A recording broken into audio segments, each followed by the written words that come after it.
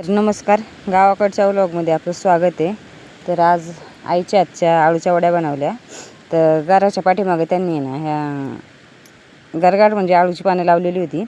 तर ती आम्ही खुडून घेतली आणि स्वच्छ धुवून घेतली बरं का. म्हणजे 7-8 वड्या झाल्या चांगल्या का. ही पानं खुडून झालेली आहे. आता मी ती चांगली टपात टाकून धुवून घेतली. सगळी पानं खुडायची नसतात कारण सगळं चांगलं दिसत नाही का. चांगली धुवून घेतली मी आता आणि स्वच्छ तिथं नितळत ठेवणार आहे. कारण चांगली पानं होती, खराब नव्हती झाली.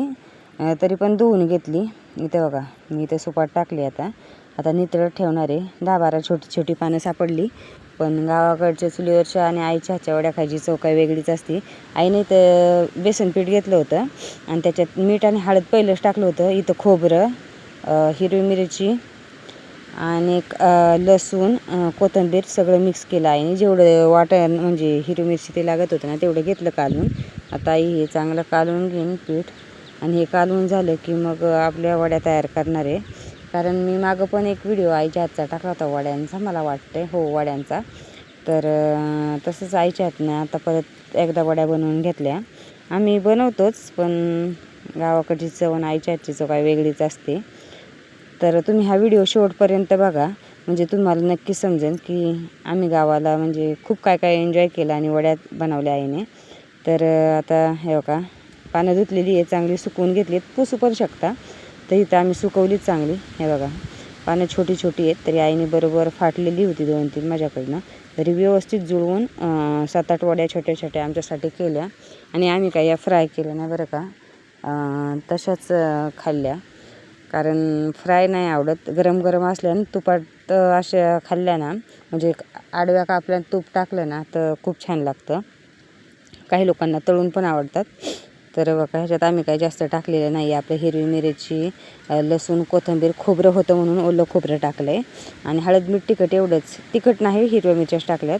तुमच्याकडे जर धने असतील तर धने बिने बारीक करून टाकायचे आणि पांढरे तीळ असले तर म्हणजे खूप छान होतात. आम्ही एवढं काही नाही साज केला, सोप्या पद्धतीने बघा आई कशा वड्या बनवते. एकदम साध्या सोप्या पद्धतीने बनवल्यात. तर सगळ्यांना माहितीच आहे रेसिपी, ही काही नवीन नाही. पण एक काय आठवण म्हणून मी आईकडून बनवून घेतल्या आणि हा व्हिडिओ बनवला. की असं नाही की लोकांना येत नाही तर लोक सांगतील की आम्हाला काही येत नाही काही सांगते, पण बनवून ठेवला एक आठवण म्हणून व्हिडिओ. तर व्हिडिओ आपला आवडला ना तर नक्कीच लाईक करा बरं का. आईने एक वडी बनवून ठेवली. आता एक एक करून आहे ना आई सगळ्या वड्या बनवून ठेवणार आहे आणि मग त्या आम्ही उकडवून घेणार आहे.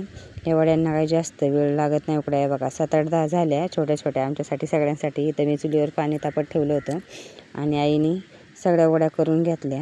बघा 2 आणि 3, 3 आणि 3, 6 आणि 7, 8, 9, 9, 10 झाल्या. 10 सगळ्यांचं भागलं आमच्या ह्या 9-10 वड्यातनी. मस्त आहेत. आता ह्या 10-15 मिनटं किंवा 20 मिनटं अर्धा तास चांगल्या उकळून घेणार आहे. आता झाकण ठेवून घेणार आहे मी आणि 4-5 वेळा मी उघडून पण बघितलं. हे बघा आता शिजलेले आत्ता नाही आहेत पण बघते चाळणीत शिजवल्या. तुम्हाला माहिती आहे का आमच्या तिकडे हिरव्या पाल्यात किंवा म्हणजे गवतात किंवा दुसऱ्या ह्याच्यात उकळतात. आता शिजलेले आहेत तर त्या काढणार आहेत आम्ही. काय तळणार नाही आहे, तशाच खाणार आहे. गरम गरम वडी खूप छान लागते तूप टाकून. तर काही लोक तळतात, आम्ही तशाच